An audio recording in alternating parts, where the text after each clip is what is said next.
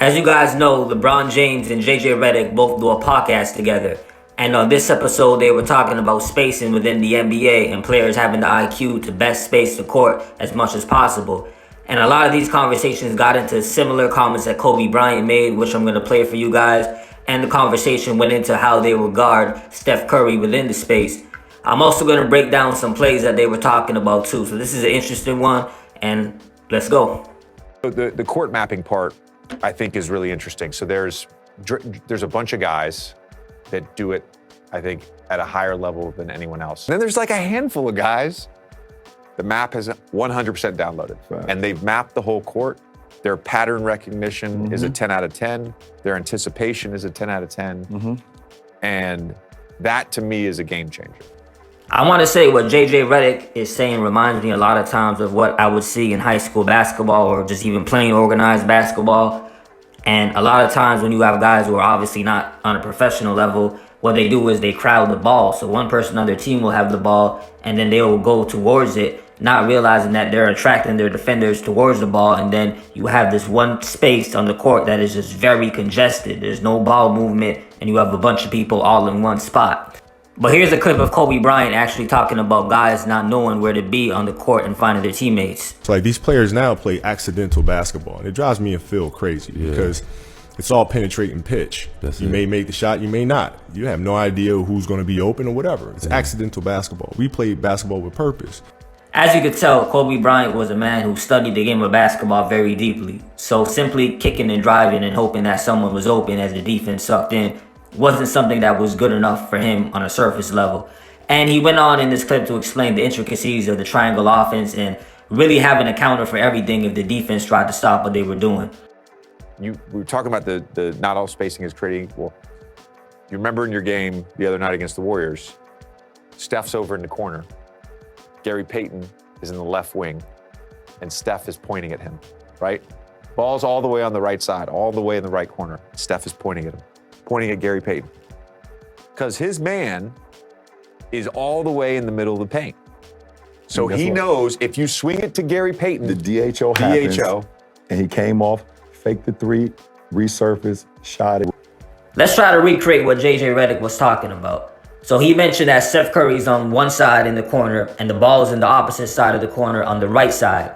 And Steph Curry's basically signaling for the ball to swing over to Gary Payton, who's on the left wing. Now, this is very important. If you look at the black arrow, there's a space. That's Gary Payton's defender, as JJ Redick was saying, who's way out in the paint. Now, this is because I'm assuming the scouting report says, hey, GP can't shoot, back up off him. And this is where the dribble handoff comes into play. Once the ball is swung to Gary Payton, the dribble handoff is almost like an off-ball screen. He's going to come across and get a very, very easy shot. Now, why or how, some may ask? Very, very simple.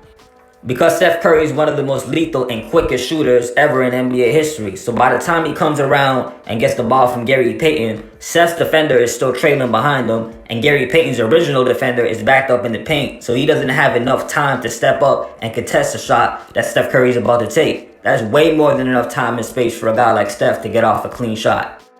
If they see that Steph is getting really, really hounded, what do?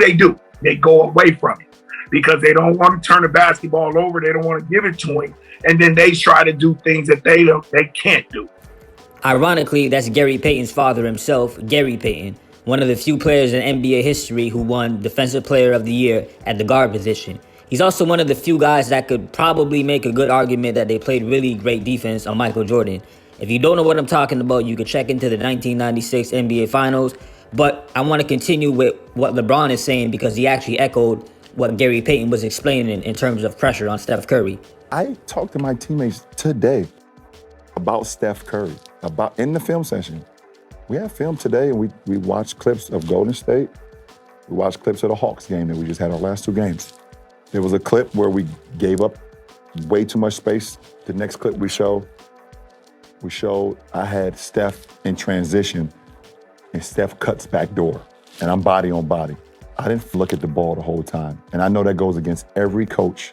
I wanted to stop it right here and really explain what's going on. So LeBron James is chasing Steph Curry without even looking at the ball, and Steph Curry's coming off a screen, two screens, one from Andrew Wiggins and one from Draymond. Now, LeBron James cuts off the three-point line. He doesn't even let Steph get to the three-pointer. which forces Steph Curry to go in the paint where you see Anthony Davis and another teammate waiting for him.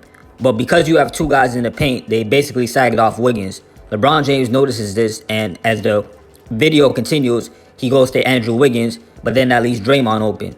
And they're probably saying, hey, we'll live with it if he hits the open three-pointer. But when Steph decides to cut inside the lane, don't relax. He's coming back up. And that's why Steph and Golden State will always be relevant, because they play an uncomfortable style of play. Do you hate that? I hate it when you don't have the personnel to match it. Now, before I leave, LeBron James was laughing when he made that comment. But to me, I think it was a very subtle way of saying, look, I have to chase around Steph Curry even at this age because we don't necessarily have anyone on the roster who could really do what is necessary to stop a guy like Steph Curry.